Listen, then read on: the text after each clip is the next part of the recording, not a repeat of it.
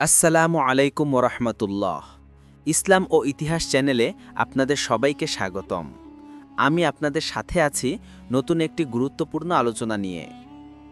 আজ আমরা এমন একটি বিষয় নিয়ে কথা বলবো যা প্রতিটি মুসলিমের ব্যক্তিগত জীবন থেকে শুরু করে একটি সুস্থ ও শক্তিশালী সমাজ গঠনে অপরিহার্য। আমাদের আজকের আলোচনার বিষয় মুসলিম উম্মাহর চরিত্র ও নৈতিকতা। প্রিয় দর্শক, ইসলাম কেবল কিছু আচার অনুষ্ঠান পালনের নাম নয়। ইসলাম একটি পূর্ণাঙ্গ জীবন বিধান যা আমাদের প্রতিটি পদক্ষেপে নির্দেশনা দেয়। আর এই নির্দেশনার মূলে রয়েছে উত্তম চরিত্র এবং উন্নত নৈতিকতা। আমাদের প্রিয় নবী মুহাম্মদ সাল্লাল্লাহু আলাইহি ওয়াসাল্লাম বলেছেন, আমি উত্তম চরিত্রের পূর্ণতা দানের জন্যই প্রেরিত হয়েছি। এই হাদিসটি প্রমাণ করে ইসলামে চরিত্রের গুরুত্ব কতটা অপরিসীম। তাহলে প্রশ্ন আসে, একজন মুসলিমের চরিত্র কেমন হওয়া উচিত? আর উম্মাহ হিসেবে আমাদের নৈতিকতার মানদণ্ড কি হওয়া দরকার? চলুন আমরা কয়েকটি মূল দিক আলোচনা করি। একজন মুসলিমের অন্যতম প্রধান গুণ হল সত্যবাদী হওয়া এবং আমানত রক্ষা করা। আমাদের কথায়, কাজে এবং লেনদেনে সততা থাকা অত্যাবশ্যক। মিথ্যা, প্রতারণা বা ওয়াদা ভঙ্গ করা এগুলো ইসলামের দৃষ্টিতে গুরুতর অপরাধ। যখন একজন মুসলিম সত্যবাদী এবং বিশ্বস্ত হয়, তখন সে কেবল আল্লাহর সন্তুষ্টি অর্জন করে না, বরং মানুষের কাছেও সম্মান ও আস্থা অর্জন করে। ইসলাম আমাদের ন্যায় প্রতিষ্ঠা করতে শেখায়, এমনকি যদি তা আমাদের নিজেদের বা আমাদের প্রিয়জনদের বিরুদ্ধেও যায়। আল্লাহ তাআলা পবিত্র কোরআনে বলেছেন, হে ঈমানদারগণ, তোমরা আল্লাহর উদ্দেশ্যে ন্যায় সাক্ষীদাতা হিসেবে মজবুতভাবে প্রতিষ্ঠিত হও, যদিও তা তোমাদের নিজেদের বা পিতামাতা ও আত্মীয় স্বজনের বিরুদ্ধেও যায়। সূরা নিসার আয়াত ১৩৫। এই আয়াতটি প্রমাণ করে ইনসাফ প্রতিষ্ঠার ক্ষেত্রে আমাদের অবস্থান কতটা দৃঢ় হওয়া উচিত। অহংকার ও দাম্ভিকতা ইসলামে সম্পূর্ণভাবেই নিষিদ্ধ। একজন মুসলিম হবে বিনয়ী ও নম্র। সে ধনী হোক বা গরিব, ক্ষমতাশীল হোক বা সাধারণ মানুষ, সবার সাথে তার আচরণ হবে মার্জিত ও বিনম্র।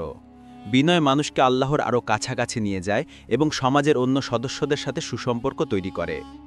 জীবনের প্রতিটি ক্ষেত্রে ধৈর্যের গুরুত্ব অপরিসীম।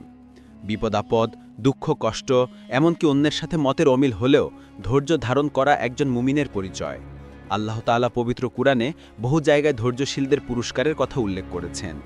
ধৈর্য কেবল আমাদের আত্মিক শক্তি বৃদ্ধি করে না, বরং আমাদেরকে সঠিক সিদ্ধান্ত নিতেও সাহায্য করে। প্রতিশোধ পরায়ণতা নয়, বরং ক্ষমা ও সহমর্মিতা হল একজন মুসলিমের ভূষণ। অন্যের ভুল ত্রুটি ক্ষমা করে দেওয়া এবং সবার প্রতি দয়া ও সহানুভূতি দেখানো ইসলামের মহান শিক্ষা। প্রিয় নবী সাল্লাল্লাহু আলাইহি ওয়াসাল্লাম তার জীবদ্দশায় অসংখ্যবার ক্ষমা ও দয়ার দৃষ্টান্ত স্থাপন করেছেন।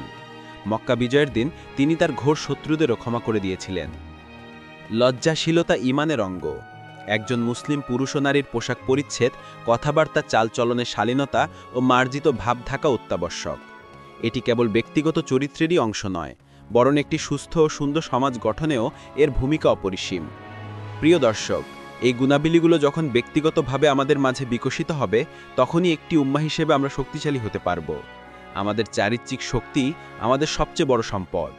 যখন আমরা এই মৌলিক নৈতিকতাগুলো মেনে চলব, তখন কেবল সমাজেই নয়, আন্তর্জাতিক অঙ্গনেও আমরা একটি আদর্শ জাতি হিসেবে পরিচিতি লাভ করব।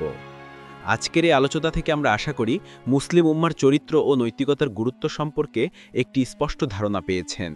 আসুন আমরা প্রত্যেকেই এই গুণাবলীগুলো নিজেদের জীবনে ধারণ করার চেষ্টা করি এবং আমাদের ভবিষ্যৎ প্রজন্মকে একটি উন্নত নৈতিকতার ভিত্তি দিয়ে যাই। আপনাদের মূল্যবান মতামত জানাতে ভুলবেন না। কমেন্ট বক্সে আপনার মন্তব্য জানান। ভিডিওটি ভালো লাগলে লাইক করুন, বন্ধুদের সাথে শেয়ার করুন এবং ইসলাম ও ইতিহাস চ্যানেলটি সাবস্ক্রাইব করে আমাদের পাশেই থাকুন। আগামী পর্বে নতুন কোনো বিষয় নিয়ে আপনাদের সামনে হাজির হব ইনশাআল্লাহ। সে পর্যন্ত সবাই ভালো থাকবেন, সুস্থ থাকবেন। আল্লাহ হাফেজ। আসসালামু আলাইকুম।